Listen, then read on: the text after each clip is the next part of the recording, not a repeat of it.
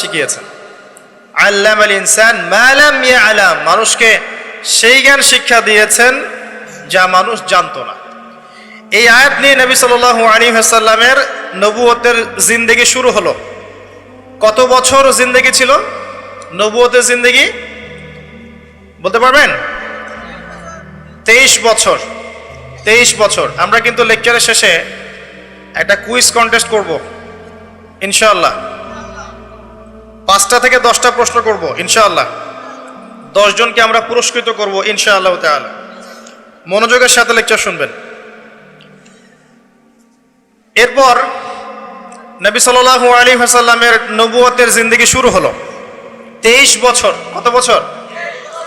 তার মধ্যে প্রথম 13 বছর হচ্ছে মক্কায়, আর পরের 10 বছর কোথায়? মদিনায়। খুব সংক্ষিপ্ত আকারে বলছি, প্রথম 3 বছর নবী সাল্লাল্লাহু আলাইহি ওয়াসাল্লাম গোপনে দাওয়াত দিয়েছেন। কিভাবে? একদম গোপনে গোপনে।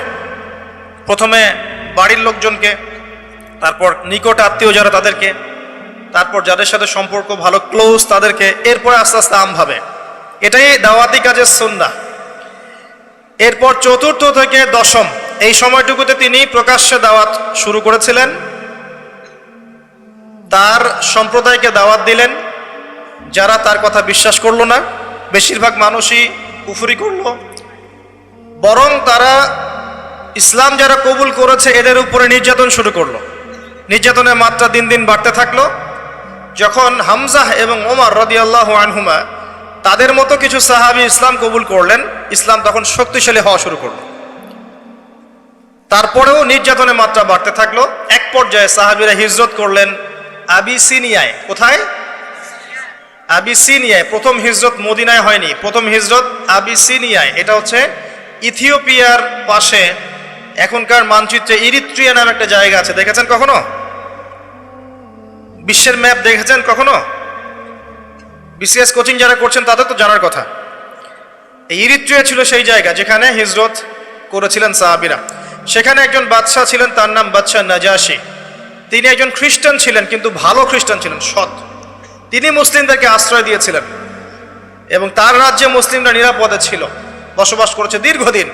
পরবর্তীতে এই বাদশাহ নাজাশী ইসলাম কবুল করে মুসলিম হন। মারা গেলে নবী সাল্লাল্লাহু আলাইহি ওয়াসাল্লাম তার গায়েবানা জানাজার নামাজও পড়েছেন। এরপরে কুরাইশদের অত্যাচার পর্যায়ে নবী সাল্লাল্লাহু আলাইহি ওয়াসাল্লাম তায়েফে হিজরত করেন। চেষ্টা করেন তায়েফবাসীকে বোঝানোর জন্য। তায়েফের লোকজন সাড়া দেয়নি, উল্টা নবী সাল্লাল্লাহু আলাইহি ওয়াসাল্লামকে রক্তাক্ত করেছিল। তিনি ফিরে আসেন মক্কায়। আবারও মক্কায় ফিরে আসার পরে অল্প দিনের ব্যবধানে, বেশি দিন না, মাত্র অল্প দিন, 3 দিন 7 দিন, কেউ বলেছে 3 মাস, এইটুকু ব্যবধানে প্রথমে চাচা আবু তালেব, তারপরে স্ত্রী খাদিজা রাদিয়াল্লাহু আনহা, তারা ইন্তেকাল করেন। এবং নবী সাল্লাল্লাহু আলাইহি ওয়াসাল্লামের এই শেষ আশ্রয়স্থল আবু তালেব, সেটাও শেষ হয়ে যায়। তার স্ত্রী খাদিজা রাদিয়াল্লাহু আনহা আল্লাহর কাছে চলে যান। এই সময়টাতে নবী সাল্লাল্লাহু আলাইহি ওয়াসাল্লাম প্রচন্ড মানসিক কষ্টে ছিলেন। আল্লাহ পাক এইরকম একটা সময়ে মেরাজের ঘটনা ঘটিয়েছেন। বলেন সুবহানাল্লাহ। আল্লাহ রাব্বুল আলামিন তাকে পুরো মানসিক সমস্ত কষ্ট থেকে ফারেক করে আল্লাহ পাকের সমস্ত কুদরত দেখিয়েছেন মহাবিশ্বে নিয়ে গিয়ে। যদিও বা তার আগের 3 বছর সাহাবীদেরকে বয়কট করা হয়েছিল। 3 বছর গাছের ছাল পাতা খেয়ে সাহাবীরা থেকেছেন শিয়ারে আবু তালেব নামক জায়গায়। এরপর বয়কট তুলে নেওয়া হয়। তারপর এই আমুল হুজন আসে। এর পরের বছর ইয়াসরিব বা মদিনা থেকে 6 জন যুবক এসে ইসলাম কবুল করে। বলে সুবহানাল্লাহ। তাদের নেতা ছিলেন আসাদ বিন জুরারাহ রাদিয়াল্লাহু আনহু। তিনি ফিরে যান মদিনায়। পরের বছর আবার 6 জনকে নিয়ে আসেন, টোটাল 12 জন। এই 12 জন মুসলিম হয়ে আবার মদিনায় ফিরে যান। এই 12 জনের সাথে আল্লাহর নবী সাল্লাল্লাহু আলাইহি ওয়াসাল্লাম একজন সাহাবীকে পাঠিয়ে দেন দায়ী হিসেবে। তার নাম মুসআব বিন উমাইর রাদিয়াল্লাহু আনহু। মুসআব বিন উমাইর রাদিয়াল্লাহু আনহু। প্রশ্ন কিন্তু আসবে, ভালো করে মনে রাখতে থাকেন। এরপরে মুসআব বিন উমাইর রাদিয়াল্লাহু আনহু এই 12 জন সাহাবীর সাথে যান মদিনায়। মদিনার আগের নাম ছিল ইয়াসরিব। কি নাম? ইয়াসরিব। এর পরের বছর মোট 75 জন, 73 জন পুরুষ আর 2 জন নারী আওস এবং খাজরাজ গোত্রের তারা আসেন, এসে নবী সাল্লাল্লাহু আলাইহি ওয়াসাল্লামের হাতে হাত রেখে বায়াত করেন। মহিলারা হাতে হাত রাখে নাই, পুরুষেরা হাতে হাত রেখেছিল। আমাদের নবীজি মহিলাদের হাতে কখনো হাত রেখে বায়াত করার নাই। এখন অনেক ভণ্ড পীর দেখা যায় মহিলাদের হাতে হাত রেখে বায়াত করাচ্ছে। মহিলারা হাত ধরে বায়াত করাতে হয়? মহিলারা মৌখিক বায়াত করবে। তো ৭৫ জন সাহাবী এসে ইসলাম কবুল করে আবার চলে যান মদিনায়। এই যে ৭৫ জন ইসলাম কবুল করলেন, মদিনার বিশাল একটা জনগোষ্ঠী, কিন্তু ৭৫ জন কম নয়, কারণ ওইখানে জনসংখ্যা এত বেশি ছিল না। তারপরের বছর নবী সাল্লাল্লাহু আলাইহি ওয়াসাল্লাম নিজে এবং সাহাবীরা সবাই গিয়ে হিজরত করেন মদিনায়। কথা বুঝতে পারছেন? এই যে নতুন একটা রাষ্ট্রের জন্ম হলো, মক্কা থেকে সবাই এখন মদিনায়, মক্কায় ঘরবাড়ি ছেড়ে দিয়ে নিঃস্ব হাতে, খালি হাতে, আল্লাহর উপর তাওয়াক্কুল করে। ওখানে আনসারী সাহাবীরা তাদেরকে বরণ করে নিলেন। এমনভাবে বরণ করলেন যে কারো যদি 2টা জমি থাকে একটা জমি দিয়ে দিয়েছে, কারো 2টা বাড়ি থাকলে একটা বাড়ি দিয়ে দিয়েছে। এমনভাবে বরণ করে নেন। নতুন রাষ্ট্র হলো। নবী সাল্লাল্লাহু আলাইহি ওয়াসাল্লাম সেখানে মদিনা সনদ করলেন। ওখানকার ইহুদিদের সাথে চুক্তি হলো, ওখানকার জনগণের সাথে চুক্তি হলো, এবং আমরা শান্তিপূর্ণ একটা রাষ্ট্র পেলাম। এরপর নবী সাল্লাল্লাহু আলাইহি ওয়াসাল্লাম সেখানে অর্থনীতি সমৃদ্ধ করতে লাগলেন, সামরিক বাহিনী সমৃদ্ধ করতে লাগলেন, অস্ত্রশস্ত্র সবকিছু হতে লাগলো। একটা রাষ্ট্রের যা যা প্রয়োজন সবকিছু সেখানে হতে লাগলো। এক পর্যায়ে আবু সুফিয়ানের বাণিজ্যিক কাফেলাকে আক্রমণকে কেন্দ্র করে বদরের যুদ্ধ হয়ে গেল। আর এই বদরের যুদ্ধে আমরা অল্প সংখ্যক সৈন্য নিয়ে বড় বাহিনীর বিরুদ্ধে জয়লাভ করলাম। ইসলামের ইতিহাসে প্রথম সশস্ত্র যুদ্ধ। কথা বুঝতে পারছেন? এর পরের বছর হলো উহুদ, যে যুদ্ধে আমরা প্রায় জিতে গিয়েছিলাম। আমাদের একটা ভুলের কারণে সাময়িক বিপর্যয়ের সম্মুখীন হলাম। আমরা উহুদের সাময়িক বিপর্যয়ের সম্মুখীন হলাম। ৭০ জন সাহাবী শহীদ হয়ে গেল। আমাদের নবীজি স্বয়ং নিজেও সেই যুদ্ধে মার খেয়েছেন একটা ভুলের কারণে। সেখান থেকে নামবে না, সাহাবীরা কয়েকজন নেমে এসেছিলেন। ব্যাস, পড়ে দেখবেন, সব বলে দেব না। এর পরের বছর খন্দকের যুদ্ধে ৩-৪ মাস অবরোধ করে রাখা হয় মদিনাকে। শেষমেশ তারা কিছুই লাভ করতে পারলো না, ফিরে চলে গেল। এরপর থেকে মুসলিমরা আক্রমণাত্মক যুদ্ধ শুরু করলো। একে একে বিভিন্ন গাজওয়া এবং সারিয়া হতে লাগলো। মুসলিমরা সমৃদ্ধ হতে লাগলো, সম্পদ বাড়তে লাগলো, জনবল বাড়তে লাগলো, অর্থনীতি সমৃদ্ধ হতে লাগলো, অস্ত্রশস্ত্র বাড়তে লাগলো। সব ডিপার্টমেন্ট থেকে আমরা রাইজ করতে লাগলাম। শুধু তাই না, পররাষ্ট্র নীতিও ইমপ্লিমেন্ট করা হলো। বিভিন্ন রাষ্ট্রপ্রধানদের কাছে চিঠি পাঠানো হচ্ছে। এর মধ্যে একবার নবী সাল্লাল্লাহু আলাইহি ওয়াসাল্লাম স্বপ্নে দেখলেন তিনি মক্কা তাওয়াফ করছেন, কাবা তাওয়াফ করছেন। সাহাবীরা বুঝে নিলেন যে আমরা মক্কায় যাচ্ছি। তারা মক্কায় যাওয়া শুরু করলেন। ১৪০০ সাহাবী হুদাইবিয়া নামক জায়গায় আটকে দেওয়া হলো, যাওয়া যাবে না, এই বছর ফেরত যেতে হবে, পরের বছর আসতে হবে। তোমাদের কেউ আমাদের দলে আসলে ফেরত দিব না, আমাদের কেউ তোমাদের দলে গেলে ফেরত দিতে হবে। আগামী 10 বছর আমরা কেউ কারোর সাথে যুদ্ধ করব না। আগামী বছর ওমরা করতে আসবে মাত্র 3 দিনের জন্য, কোনো অস্ত্র সাথে আনা যাবে না। সবগুলোতে নবীজি বললেন ঠিক আছে, ডিল, কোনো সমস্যা নাই। তারা ফেরত চলে গেলেন। ওই বছর ওমরা করা হলো না। নবীজি ফেরত গিয়েই খায়বার আক্রমণ করলেন। খায়বার ইহুদিরা ছিল, ইহুদিদেরকে পরাজিত করা হলো। খায়বার মুসলিমদের দখলে চলে আসলো। এর আগে আরো 2টা ইহুদি কওমকে সেখান থেকে, মদিনা থেকে বহিষ্কার করা হয়। একটা বনু নাজির, একটা হচ্ছে বনু কাইনুকা। আর খন্দকের যুদ্ধে বহিষ্কার করা হয় বনু কুরাইজাকে। এরা সবাই খায়বার আশ্রয় নিয়েছিল। খায়বারকে আক্রমণ করে ইহুদিদেরকে আরব উপদ্বীপ থেকে বের করে দেওয়া। তার পরের বছর হচ্ছে মক্কা বিজয়। নবী সাল্লাল্লাহু আলাইহি ওয়াসাল্লাম মক্কা বিজয় করলেন। মক্কার সমস্ত মূর্তিগুলো ভেঙে ফেললেন। বেলাল রাদিয়াল্লাহু আনহু কাবা ঘরের উপর উঠে আযান দিলেন। নবীজি সবাইকে মাফ করে দিলেন। দলে দলে মানুষ ইসলাম কবুল করলো।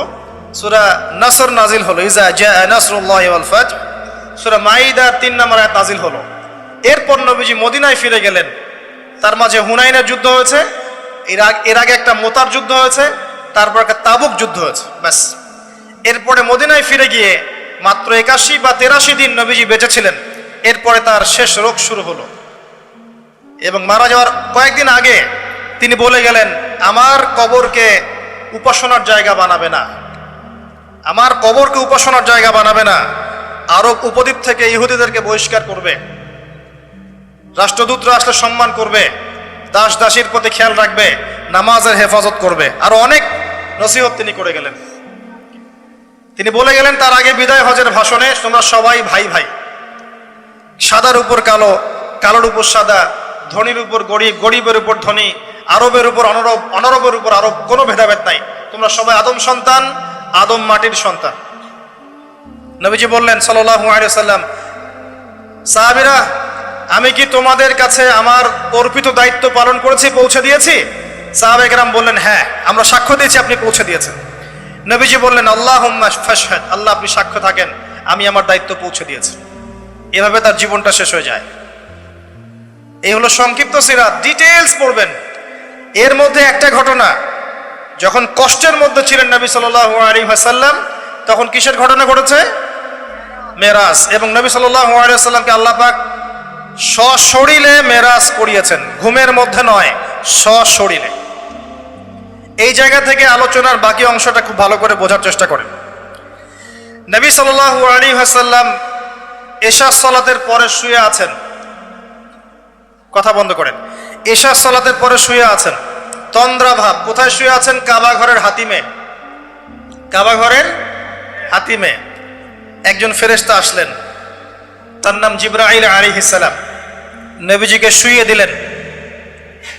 নবীজিকে শুইয়ে দিয়ে এই যে বুক, গলার নিচ থেকে এই নাভি পর্যন্ত চিরে ফেললেন। কলিজা এটা বের করা হলো, একটা পাত্র আনা হলো। এই পাত্রের মধ্যে ছিল ঈমান এবং প্রজ্ঞা।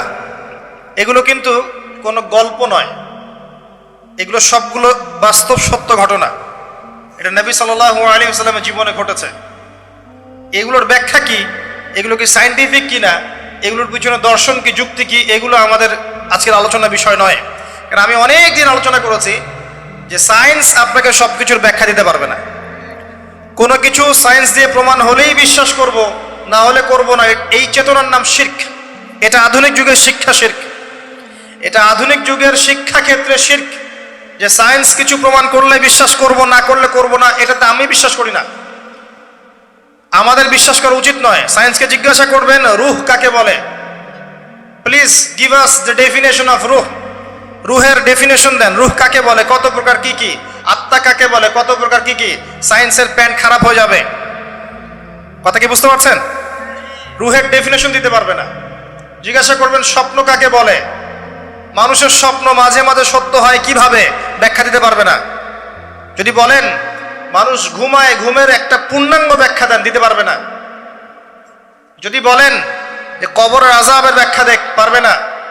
জিন জাতির ব্যাখ্যা দেখ, পারবে না। মালায়েকার ব্যাখ্যা দেখ, পারবে না। তাদের দৌড় একটা জায়গা পর্যন্ত, সেটা হলো বিগ ব্যাং থেকে মহাবিশ্ব সৃষ্টি হয়েছে। সব কিছু কি ওখানে শেষ হবে? যে আগে কিছুই ছিল না, হঠাৎ বিস্ফোরণ হয়েছে, বাস পৃথিবী সৃষ্টি হয়ে গেছে। অনেক সিম্পল জিনিসের ব্যাখ্যাই সে দিতে পারেনি। তাহলে আমরা কেমন করে ধরে নিলাম যে সায়েন্স কিছু প্রমাণ করলে সত্য, না করলে সত্য না? এটা কে বলল? এটা সবচেয়ে বড় শিক্ষা ক্ষেত্রে শিরক হচ্ছে এখন। কারো যদি জ্ঞানতাত্ত্বিক এপিস্টিমোলজি ঠিক না থাকে, তার পুরো জ্ঞান চর্চায় শিরক হবে। তাই আমি এখানে এই আলোচনা করতে যাচ্ছি না যে এটা সায়েন্টিফিক ব্যাখ্যা ইত্যাদি, আমি জাস্ট ঘটনাটা বলছি, এর পিছনে শিক্ষাগুলো বলবো। বুক চিরে ফেলা হয় এবং কলিজাটা বের করে একটা পাত্র আনা হয় স্বর্ণের, এর মধ্যে ঈমান এবং প্রজ্ঞা ছিল। ঈমান এবং প্রজ্ঞা কি, এর আকার আকৃতি কেমন, আল্লাহ ভালো জানেন।